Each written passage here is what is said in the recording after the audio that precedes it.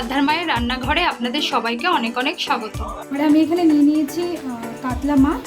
এটা আমি দই কাতলা করব। নুন হলুদ দিয়ে আমি ম্যারিনেট করে রেখেছি মাছটাকে প্রায় হাফ অ্যান আওয়ার মতন। এবার আমি কড়াইতে তেল গরম করে মাছটাকে ভাজবো।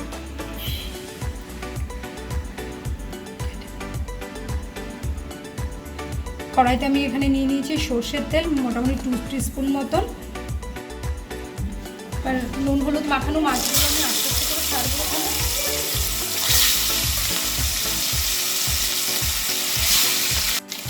লো টু মিডিয়াম ফ্লেমে এবার মাছগুলোকে ভাজবো। মাছগুলো খুব কড়া ভাজা যাবে না, হালকা একটা যখন রং চলে আসবে মাছে তখনই মাছটা নামিয়ে দিতে হবে। এবারে আমি মাছের মশলার জন্য কিছুটা পেস্ট করে নেবো, কিছুটা মশলা পেস্ট করে নেবো। এই জন্য আমি নিয়ে নিয়েছি এখানে 1 টিস্পুন মতন মৌরি, আর নিয়ে নিয়েছি 1 টিস্পুন মতন পোস্ত।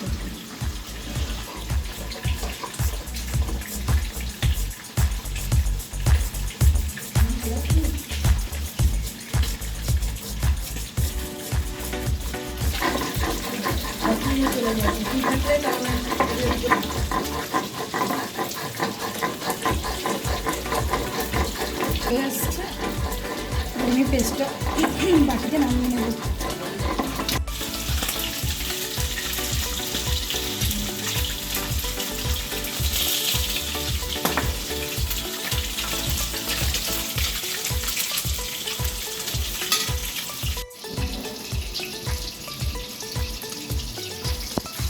কয়েকটা কাজু এখানে বেটে নেব।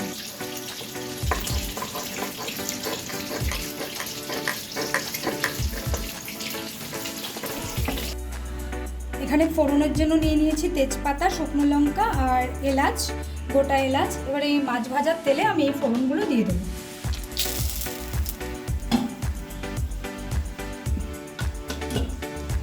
এবার আমি দিয়ে দেবো কিছুটা বড় সাইজের 3টে পেঁয়াজ আমি পেস্ট করে নিয়েছি। পেস্টটা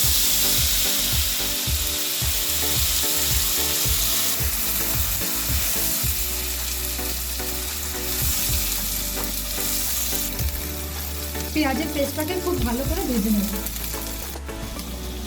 এই পর্যায়ে আমি এখানে অ্যাড করব কিছুটা আদা বাটা, আর অ্যাড করব কিছুটা রসুন বাটা।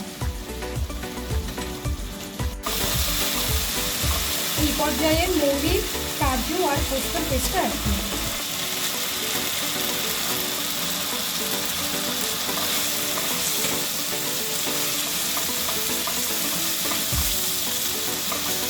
পর্যায়ে অ্যাড করলাম নুন, আর স্বাদটাকে ব্যালেন্স করার জন্য দিয়ে দিলাম কিছুটা পরিমাণ চিনি।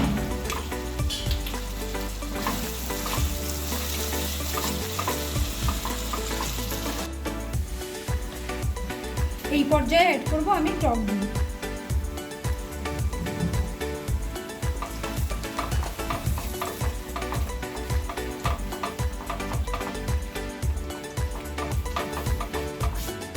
দইটা দেওয়ার পরে 3 মিনিট মতো ফুটিয়ে নেব। ফুটিয়ে এখানে আমি মাছগুলো অ্যাড করব।